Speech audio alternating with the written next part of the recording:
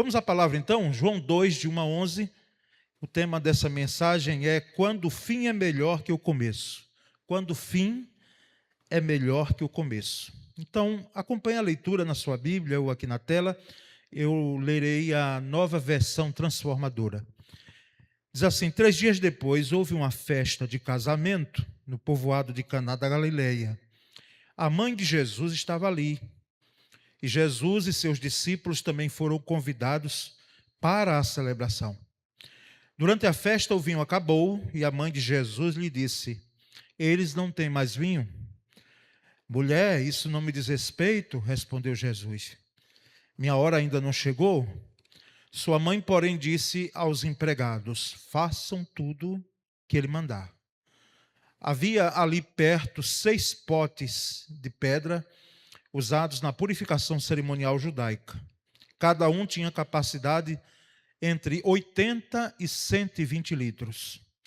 Jesus disse aos empregados: encham os potes com água.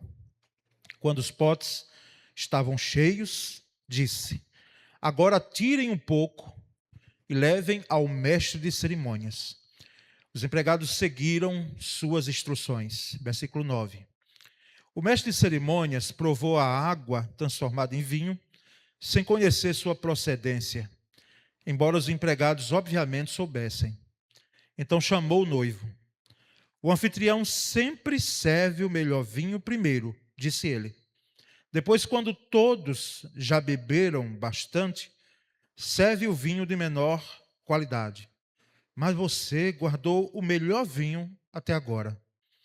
Esse sinal em Caná da Galileia foi o primeiro milagre que Jesus fez. Com isso ele manifestou sua glória e seus discípulos creram nele. Amém? Meus irmãos, nem sempre o fim é melhor do que o começo. É importante que eu comece dizendo isso, uma vez que o título da mensagem é que o fim pode ser melhor do que o começo, mas nem sempre. Quem já participou aqui de maratona, os maratonistas, e aqui nós temos alguns, sabem muito bem que o final de uma maratona nem sempre é melhor do que o começo. Porque no final de uma corrida não importa se são 5, 10, 15 quilômetros, 21 quilômetros, ou a maratona mesmo, que é composta de em torno de 42 quilômetros. O final, você já está exausto. Isso desde aquele que vai ali apenas para ir no meio da turma, quanto aqueles também chamados atletas de ponta.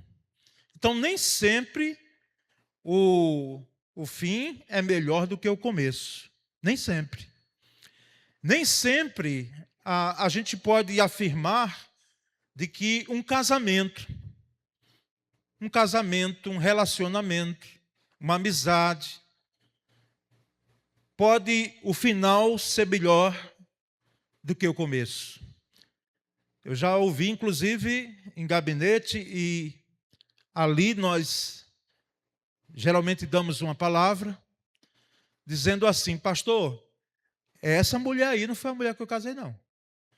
E já ouvi também, para que os homens não fiquem pensando que só vocês, também já ouvi mulheres dizendo: não foi esse homem aí que eu casei lá no início. E já vão anos. Irmãos, não é possível que um casal, e quanto mais tempo tiver de matrimônio, de casamento, ele fique com essa mentalidade tão ingênua de pensar que nós não mudamos na trajetória do casamento, não apenas fisicamente. Não apenas fisicamente. Eu não quero nem entrar nos detalhes das mudanças do físico. Vamos nos poupar nessa noite aqui, não é? Porque quando colocam as fotos do casamento há 50 anos atrás, não é? 40 anos atrás, meu Deus, então vamos pular essa parte aí, tá certo?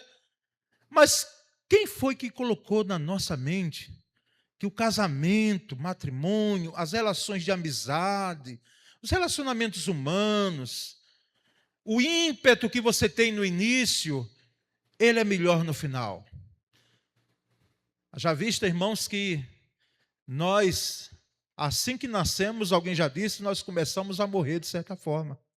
E isso é uma realidade também. Porque se você pegar e fazer a leitura do corpo humano, do nosso físico, todo o processo, e irmãos que estão aqui, que militam na área de saúde, sabem melhor do que nós, outros, sabem muito bem disso. Então, nem sempre o final é melhor que o começo. Nem sempre. Mas, irmãos, também, e esse é o objetivo da mensagem bíblica dessa noite, é dizer que não poucas vezes o final pode sim ser melhor do que o começo. E nós vamos nessa noite caminhar num texto tão conhecido. Eu não lembro quantas vezes eu já preguei sobre esse texto, principalmente casamento, falando a casais. Mas é um texto que não temos apenas lições para casais. É lição, ou são lições para mim e para você. Independentemente que você diga, eu não quero casar, e ninguém insista, ninguém fique me dando sugestões, nem me apresentando mais ninguém que eu não quero, e pronto, acabou. Tudo bem. Então, essa palavra dessa noite serve para todos nós que estamos aqui. Porque muitas vezes nós nos encantamos com os começos, o entusiasmo, da novidade, a esperança que está por vir, mas nós precisamos entender que nem sempre o final é tão bom, mas nessa noite eu quero dizer para você que quando Jesus está no meio da coisa, Jesus faz intervenções maravilhosas, quando Jesus entra em cena, quando Jesus participa, quando Jesus é convidado, quando Jesus atua, esse final é infinitamente melhor do que o começo. Inclusive o livro de Eclesiastes, capítulo 7, versículo 8, olha que coisa interessante. Eclesiastes 7, 8, fala a tela seguinte. Olha o que diz aí. Pode passar. Eu vou lhe aguardar e você passar, viu? Isso. Melhor é o fim das coisas do que o princípio delas. Olha aí. A sabedoria de Salomão, que foi dada por Deus, embora aqui ele já estava trilhando por outros caminhos, quando ele escreve o livro de Eclesiastes. Mas aqui não é em vão que se encontra esse texto bíblico.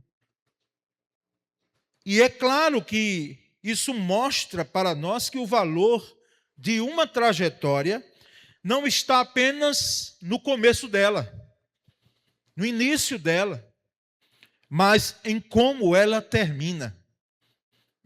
Porque se nós formos estudar personagens bíblicos, e é bom o estudo da biografia de personagens bíblicos, principalmente dos reis de Israel, tanto os reinos do norte quanto os reinos do sul, nós vamos perceber de que alguns personagens bíblicos começaram, irmãos, tão bem. Começaram tão bem, mas terminaram tão mal.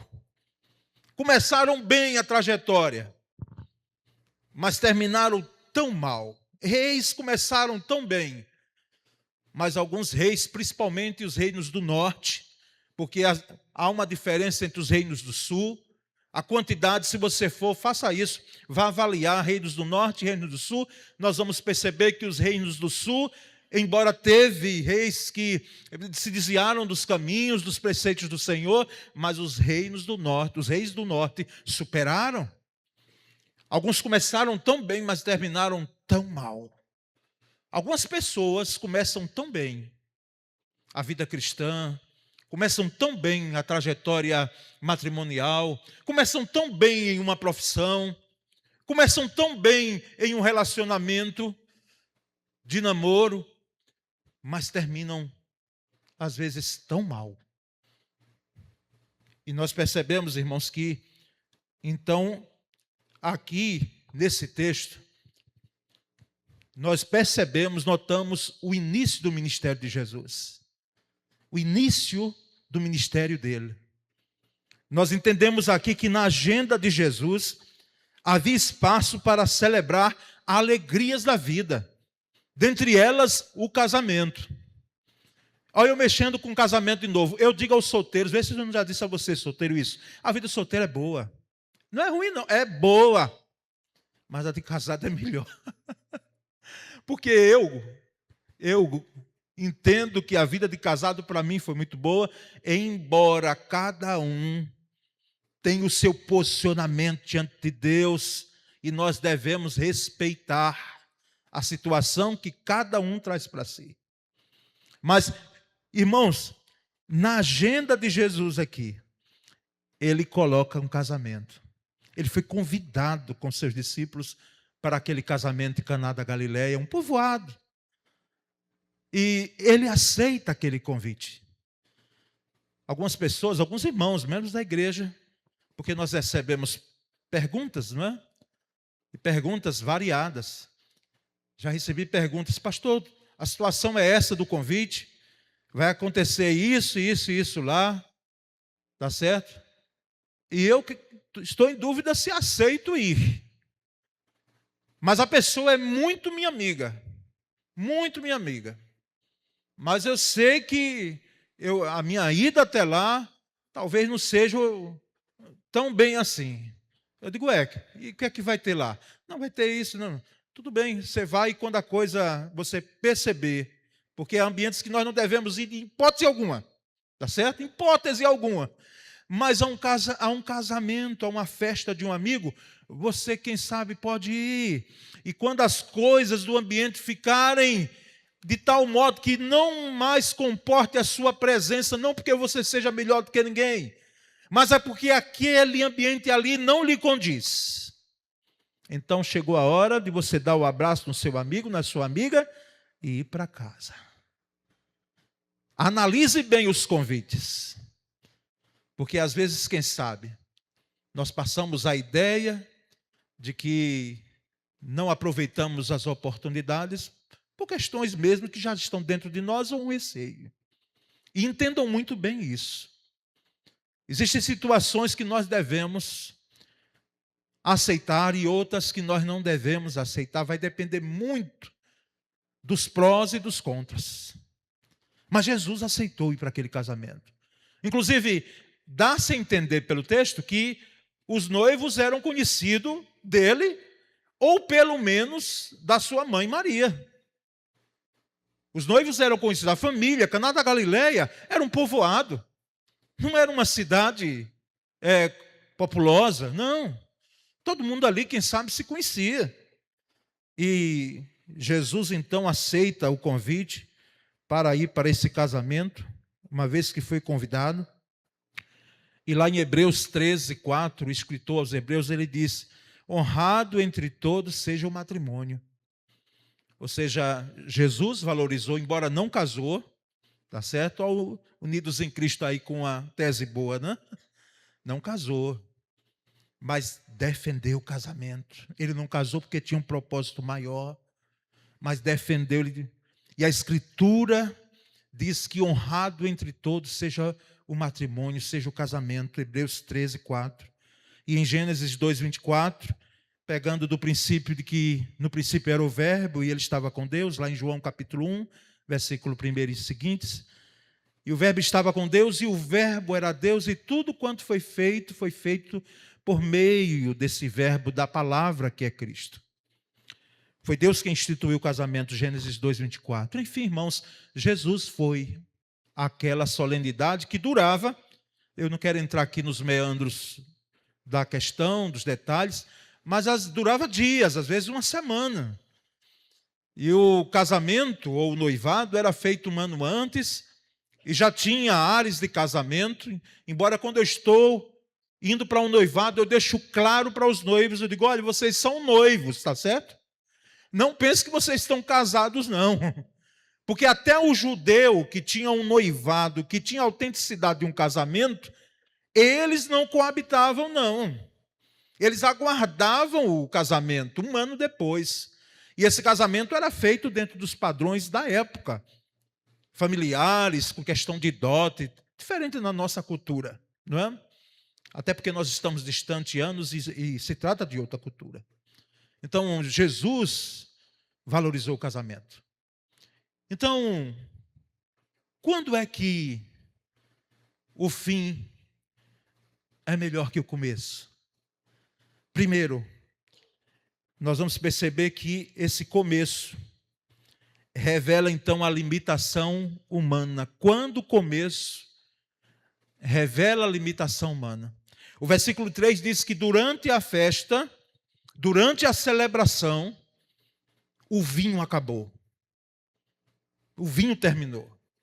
Irmãos, tem algumas coisas na Bíblia, convenhamos, eu fico com curiosidade aqui que não será respondida. Se aqui teve alguém que tomou a mais, se abusaram ali da quantidade de que tomaram esses vinhos, porque era de praxe o vinho. E se alguém disse, pastor, esse vinho aí embebedava? Sim, embriagava. Só que nós vamos ver orientações na própria Escritura e na tradução judaica, de que esse vinho ele precisava ser misturado com porções de 3 para 1, 3 de água e 1 de vinho. E às vezes em outras escrituras, tanto da tradução judaica, de 5 para 1, então era misturado com água, para que não chegasse a embriagar, porque tomado em quantidade, aconteceria como aconteceu lamentavelmente com Noé. Aconteceria a embriaguez. Os que me conhecem aqui, irmãos, sabem que eu sou categórico. Eu não defendo a questão da chamada moderação. E você pode chamar de radical, mas eu entendo de que, a não ser por questões medicinais mesmo, nós não devemos ingerir álcool. Porque há uma quantidade, um percentual de probabilidade de pessoas que elas podem se enveredar pelo alcoolismo, nessa ideia de que controla, de que bebe, mas moderadamente ou socialmente. E eu não defendo isso. Eu sei que existem crentes, inclusive não se escandalizem, mas inclusive até pastores, que tomam os seus vinhos com teor menor alcoólico e argumentam que a Bíblia nunca proibiu. Ela trata da moderação. Eu não penso assim, irmãos. Nesse aspecto, eu sou radical. Até porque tem um histórico de que eu vi pessoas perto de mim com cenas que eu olhava assim e dizia, eu não quero isso para mim. Só o cheiro da bebida, às vezes, causa ojeriza, nojo. O tabagismo, ele incomoda. Então, de fato, nós temos esse entendimento. Mas o vinho, irmãos, nessa época, e para o judeu, principalmente nesse período, fazia parte da alegria, da celebração do casamento. Fazia parte. Inclusive tinha um mito, era um mito, viu? Que o casamento, na festa de casamento, que o vinho acabasse, esse casamento estava fadado a ser infeliz. Era uma tragédia. E o vinho, de fato, acabou. O vinho terminou. Nós não sabemos aqui as minúcias, se o noivo não preparou em quantidade. Porque sabe aquele tipo de festa que você se prepara para receber uma quantidade X e vem uma quantidade maior? E depois você fica olhando um para o outro assim, marido e mulher, dentro de casa, dizendo, e agora? O que nós vamos fazer? De onde acontecerá o milagre? O vinho acabou. E aqui nós percebemos então o começo que revela a limitação humana. Revela a limitação humana. E nós vamos então entendendo, irmãos, no segundo aspecto, que o meio revela a intervenção divina. Note a trajetória. quando o final é melhor do que o começo. O começo terminou ruim. O começo começou ruim, isso é redundância mesmo, péssimo. Vinham acabando. Mas note que no meio, o meio desse episódio vai revelar a intervenção de Jesus, a intervenção divina. Acompanhe comigo na tela a leitura dos versículos 3, 4, 5. Diz que a mãe de Jesus lhe disse: eles não têm mais vinho. Maria chega para Jesus, seu filho, e diz: aconteceu aí uma tragédia, algo que não deveria acontecer. Acabou o vinho. Acabou. É interessante perceber aqui que Maria não faz alardes nenhum. Ela não chega lá para o noivo, porque se quem sabe que se é seu noivo, o noivo sairia correndo dali. Meu Deus, o meu casamento vai ser uma tragédia. Ela não chega e não faz o alarde no meio da multidão, não, ela chega e diz a Jesus: olha, acabou o vinho. O que não deveria acontecer, aconteceu. E o versículo 4 diz que Jesus disse: mulher, e alguns dizem: que desrespeito, por que não chamou mãe? Mas mulher é essa expressão, irmãos, em nada, segundo os comentaristas. Jesus aqui estava sendo desrespeitoso com a sua mãe. Ele aqui estava chamando o termo adequado para ela. Senhora, madame, entenda assim, entendeu? E ele disse: isso não me diz respeito agora. Ou seja, agora não tem nada a ver com isso agora não. Minha hora ainda não chegou, disse ele. Meu momento ainda não chegou para que eu possa começar a revelar quem de fato eu sou. Nós percebemos que no versículo 5, sua mãe, porém, disse aos empregados: façam tudo o que ele mandar. Esse é o chamado mandamento de Maria. Você sabia que Maria deixou um mandamento aqui? Que não é mandamento dela, é mandamento bíblico. Mas aqui ela chega e disse àqueles empregados, aqueles serventes ali, aqueles garçons, né, para hoje: façam tudo o que ele mandar. Façam tudo o que ele mandar. Acompanhe comigo o versículo 9. Diz que o mestre de cerimônias provou a água transformada em vinho, sem conhecer sua procedência, embora os empregados obviamente soubessem, e ele então chamou o noivo. Ou seja, Jesus agora, no meio daquele episódio, ele faz uma intervenção, porque os versículos que nós não lemos, mas já lemos no início, diz que ele chegou e disse: olha, encham de água aí essas talhas, esses potes de pedra, que eram usados para os judeus ali se lavarem, fazerem a sua parte e lavavam não apenas as mãos, mas lavavam até os cotovelos ali para poderem participar da festa. Encham de água aí. E os serventes encheram de água, obedeceram à instrução dele, porque Maria tinha dito: façam tudo que ele disser. Encheram de água.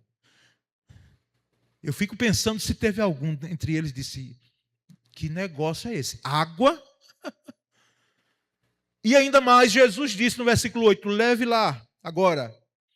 Aliás, no versículo 9: leve ao mestre de cerimônias essa água aqui, água levada. E eles obedeceram também. Irmãos, só coisa, porque eu vou dizer, irmãos,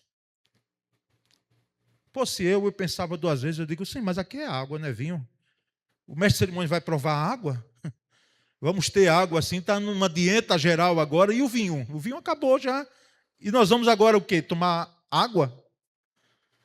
Mas eles obedeceram. Façam tudo o que ele vos disser. Aqui nós temos segredos, aliás, lições maravilhosas.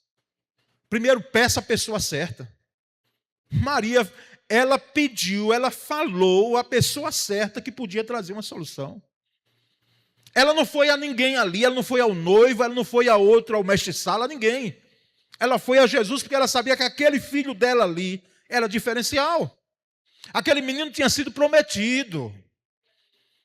Aquele menino, ele de fato fez com que aquela água se transformasse, aquele jovem já agora, se transformasse a água em vinho.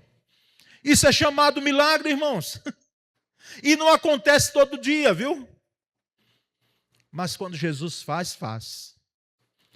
E o texto diz que o mestre de cerimônias provou a água transformada em vinho, sem conhecer a procedência, e chamou então o noivo. E nós vamos a um terceiro e último ponto dessa mensagem, que é que o fim revela a glória de Cristo. Por isso que o final de alguns episódios é melhor do que o começo. E o versículo 10 diz que o anfitrião sempre, disse o mestre Sala, o anfitrião sempre serve o melhor vinho primeiro. Depois, quando todos já beberam bastante, serve o vinho de menor qualidade. Mas você, noivo, parabéns. Você guardou o melhor vinho até agora. Você guardou o melhor vinho até agora, porque tudo quanto Jesus faz é melhor. É melhor. O homem faz bem, mas Jesus faz melhor. Por isso que o final, muitas vezes, e quando Jesus está no meio, é melhor do que o começo. E o versículo 11 diz que esse sinal em Caná da Galileia foi o primeiro milagre que Jesus fez. Com isso ele manifestou sua glória e seus discípulos creram nele. Ou seja, o fim revela a glória de Cristo. O milagre não é feito pelo milagre em si mesmo. O milagre deve apontar para Jesus. Se o milagre não apontar para Jesus, vai apontar para qualquer outra pessoa. Por isso que hoje nós vemos claramente uma coisa assim maluca que está ocorrendo no evangelicalismo, principalmente brasileiro. Gente determinando a agenda de Cristo, dizendo que vai ter cura ali, naquele dia, vai ter milagres, operações disso e disso, cura de doenças. Quando não é feito dessa forma, nós sabemos que ninguém pode fazer a agenda de Cristo, é Ele quem faz. É Ele quem faz. É Ele quem atua, é Ele que faz o milagre quando Ele quer. E nós percebemos então que alguns desses até, eles são desmascarados porque não aconteceu milagre nenhum, embora nós cremos em milagre. Mas se cremos em milagre, milagre deve ser feito como um milagre é, algo sobrenatural. Algo, de fato, além da normalidade. E que não acontece, meus irmãos, e repito, não acontece todos os dias. Porque milagre é quebra de lei. E o próprio Cristo, na sua divindade, que fez as leis, Ele respeita as leis que fez. E nós entendemos, irmãos, então, que o final pode ser melhor que o começo. Considerações finais dessa palavra, irmãos. Primeiro, a presença de Jesus não garante a ausência de dificuldades. Jesus foi convidado para aquele casamento. Jesus entrou naquela casa. Mas a presença de Jesus ali, em carne e osso, não isentou de que aquele casal de noivos, possivelmente que conheciam Jesus e Jesus conheciam, eles enfrentassem a falta do vinho. Então, assim, nós não estamos isentos, nem família, nem casamento, nem igreja, nem vida de crente, isento a problemas e dificuldades pelo fato de nós crermos e recebermos Jesus em nossa casa. Ué, mas Ele não é todo poderoso? Sim. Mas a presença dEle não nos isenta, até porque nessa falta do vinho, Ele vai mostrar também para nós providência dele, graça dele. Lições pedagógicas nessa ausência do vinho. Segundo, Jesus sabe exatamente a hora de agir. Veja que Maria chegou diante dele e disse, faltou vinho aí. E ele disse, peraí, não está chegando, não chegou ainda a minha hora. Mas e como fez? Porque de fato chegou a hora. Mas não era a hora impulsionada pelo simplesmente o pedido da mãe. Mas era o momento certo dele agir. Porque por mais que você seja alguém que confia em Deus, depende de Deus, alguém que busca a Deus, alguém que ora, lê a palavra, um crente de devoto, mas você não tem o poder, nem eu, de nós determinarmos a agenda de Cristo Jesus, realizar o que Ele quer. Nós podemos pedir, e pedir a pessoa certa. Quantas pessoas têm pedido a pessoas erradas? Você já pediu alguma coisa a alguém que depois você diz, meu Deus, se eu soubesse, não pediria. Pediu a pessoa errada. Pediu a gente que não podia lhe trazer solução. Foi mais dor. E trouxe exposição da sua vida. Mas quando a gente pede a pessoa certa, como Maria foi a pessoa certa, a Jesus, nós somos atendidos dentro do tempo dele, na hora dele, no momento certo. Há anos atrás, pastor Jabes Nogueira, ele colocou um boletim aqui que eu nunca esqueci. Nunca esqueci. Aquele editorial daquele boletim de anos atrás. Deus age no meio da luta, era o título. Deus age no meio da luta. No meio da situação. Ele não age nem antes nem depois. Ele não age antes, porque Ele quer proporcionar em nós fé, esperança, para que possamos aguardar e não nos inquietarmos com o tempo, que muitas vezes conspira contra a nossa fé. E nem Ele age depois, porque Ele sabe que nós somos falhos, imperfeitos, e nós não somos supercrentes, coisa nenhuma. Nós somos crentes em Cristo Jesus. E nós entendemos que Jesus, então, Ele age exatamente na hora certa. Terceiro, tudo que Jesus faz, tudo que Ele faz, é qualitativamente superior ao que o ser humano faz. Mas alguém pode dizer, mas é claro, Jesus é Deus. Sim. Mas o homem também não quer ser um Deus, muitas vezes, e viver como Deus, sem se importar com as suas ações, muitas vezes, e traçando planos como se fossem Deus, inclusive isentando Deus dos seus planos. E nós sabemos que o que Jesus então faz, Ele faz qualitativamente superior. Quando o mestre Sala tomou daquele vinho, disse, espera aí, que coisa é essa? Que negócio bom é esse? Que qualidade é essa? E aí chamou o noivo e disse, diga aí, por que é que você escondeu isso tão bom, a qualidade tão boa para o final, quando se faz ao contrário? Eu fico pensando na cara do noivo. Porque eu acredito que naquele momento ele já sabia que tinha faltado vinho. Eu fico olhando, percebendo ali, imaginando. E nós entendemos, irmãos, com quarta e última consideração, que o milagre realizado por Jesus resultou na sua própria exaltação, na glorificação, na honra ao próprio Cristo. Por isso que quem quiser pode falar, não há problema algum. Nós estamos bem decididos como igreja. Pode chamar de igreja, muitas vezes. Essa semana eu ouvi alguém comentou, disse que a Bíblia é muito fria, uma igreja fria.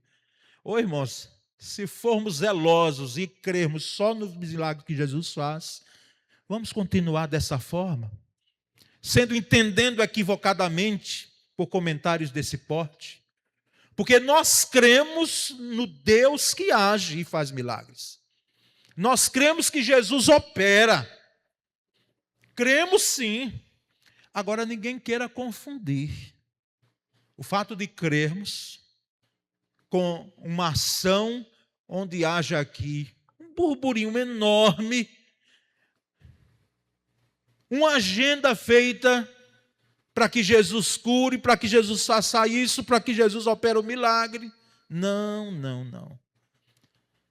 Quando Ele quer operar, Ele faz, e nós cremos e Ele faz.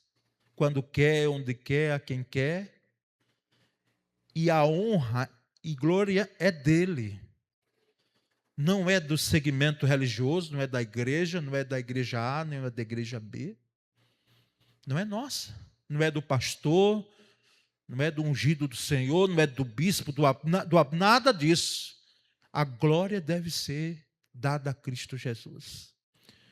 E o texto do versículo 11, por isso que termina tão claramente, dizendo que esse sinal Ele fez, e com isso Ele manifestou a sua glória. Glória é presença, não é? A língua grega doxa é a manifestação de algo que não é apenas a presença, mas a glória da presença. Algo maravilhoso da presença, uma presença que faz diferença. E os discípulos creram nele. Os discípulos creram em Jesus. Aqui não há nenhuma crítica aos discípulos, não vamos fazer isso. Porque eles não creram em Jesus apenas pelo milagre, como nós também. Ninguém queira crer depois do milagre feito. Você não é São Tomé, nem eu.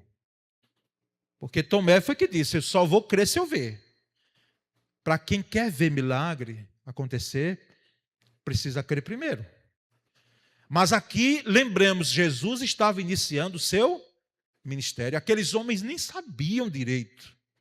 Aquele jovem galileu, inclusive conhecido por alguns, era filho de Maria e de José, que já, possivelmente nesse tempo, já tinha falecido. Mas esse homem agora inicia o seu ministério e esse homem vai impactar a vida daqueles discípulos.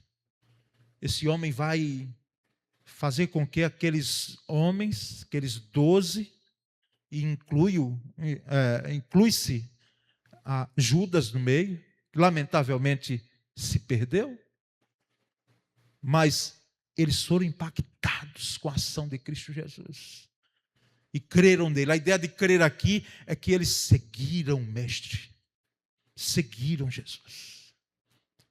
Então,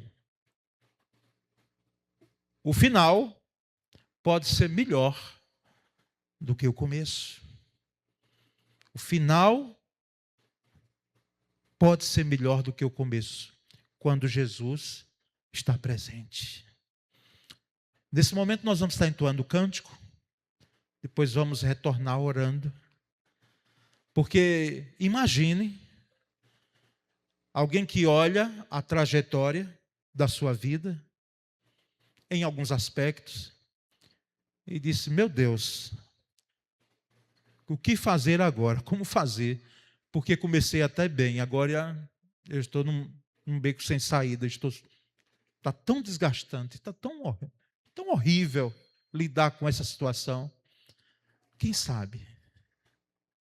Se não é o momento de você dizer, não, mas eu creio em Cristo Jesus. Eu confesso Jesus como meu Senhor e Salvador. E eu sei que aquilo que parece que está sendo o fim, que é um fim trágico, porque o vinho acabou, pode o final dele, o final dessa história, desse episódio da minha vida, ser melhor. O final ser melhor do que o começo. Eu sei que, quem sabe você começou muito bem, mas o vinho faltou e tem faltado. Aquilo que era para não acontecer, tem acontecido. O vinho tem faltado.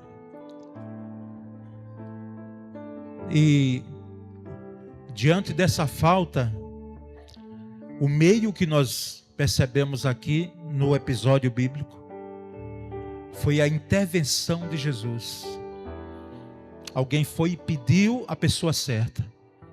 Pediu àquele que podia solucionar. Se você já bateu em algumas portas e procurou algumas pessoas que não tiveram condição nenhuma, ao contrário, quem sabe piorou mais a situação, por que que você não lembrou de Cristo? Por que não buscou Jesus em primeiro lugar? Porque Ele fez a intervenção e que trouxe solução para aquela escassez de vinho. E o nome dele foi glorificado, foi exaltado. O que é que tem faltado em nossas vidas, irmãos? O que é que tem faltado? O que é que tem faltado na família? O que é que tem faltado em minha vida pessoal, particular? O que é que tem faltado na igreja? O que é que tem faltado na nação? O que é que tem faltado? Vamos clamar a Jesus nesse momento. E vamos pedir à pessoa certa: Senhor, faz intervenção. Faz um milagre, Senhor. Faz uma operação maravilhosa que só o Senhor pode ter condições de fazer. Vamos clamar juntos agora. Senhor Deus, nessa noite, aqui estamos. Porque entendemos que o final pode ser melhor que o começo. Porque o começo até foi bem, mas na trajetória o vinho acabou. E Senhor, nós entendemos por esse episódio bíblico que quando o Senhor faz intervenção, tudo se soluciona, tudo se resolve. Portanto, Senhor, nós te pedimos em nome de Jesus, entra, Senhor, com providência em nossas vidas. Faz a intervenção necessária em cada uma aqui, Senhor. Faz com que, Senhor, aquilo que está vazio e que acabou, possa ser enchido da graça, repleto da graça. Ó Deus bendito, faz um milagre em nós, opera um milagre em nossas vidas, opera um milagre, Senhor, e nós continuaremos rendendo a Ti toda a honra e toda a glória. Toda glória ao Senhor, nenhuma glória para nós. Toda glória ao Cristo que venceu, ao autor da nossa fé e de nossas vidas. Ó Deus bendito, que aquilo que acabou possa agora brotar, que aquilo que está seco, vazio, possa se encher como as correntes do Negueb, e venham de maneira esplendorosa, venham com a manifestação clara da Tua ordem, do Teu poder. E mesmo que venhamos a ter situações que possam causar perguntas, como água em vinho, como isso pode ocorrer? Nós possamos, ó Deus, obedecer, porque não obedecemos cegamente. Nós entendemos que não devemos obedecer a todas as pessoas, porque nem todas as pessoas, em termos de espiritualidade, detêm o poder que o Senhor detém. Mas dá-nos um coração obediente, quando o Senhor ordenar. Fazei tudo o que Ele vos disser. Que nós possamos, ó Deus, não cegamente, mas confiadamente, obedecer às Tuas ordens. E certamente teremos o ambiente mudado. A festa que seria uma tragédia, o casamento que seria uma tragédia, a família que estava fadada já a situações enormes de desgaste e a fenecer, ela brota e ela surge, porque o final pode ser melhor do que o começo. Essa é a nossa oração, Senhor, e fazemos, e que cada vida aqui possa ter um final com a sua presença transformadora, modificando toda a trajetória, modificando toda a história que estaria fadada à tragédia. Mas é uma tragédia de celebração e de vitória e de alegria. Para a glória tua, nós oramos em nome de Jesus. Amém. Graças a Deus.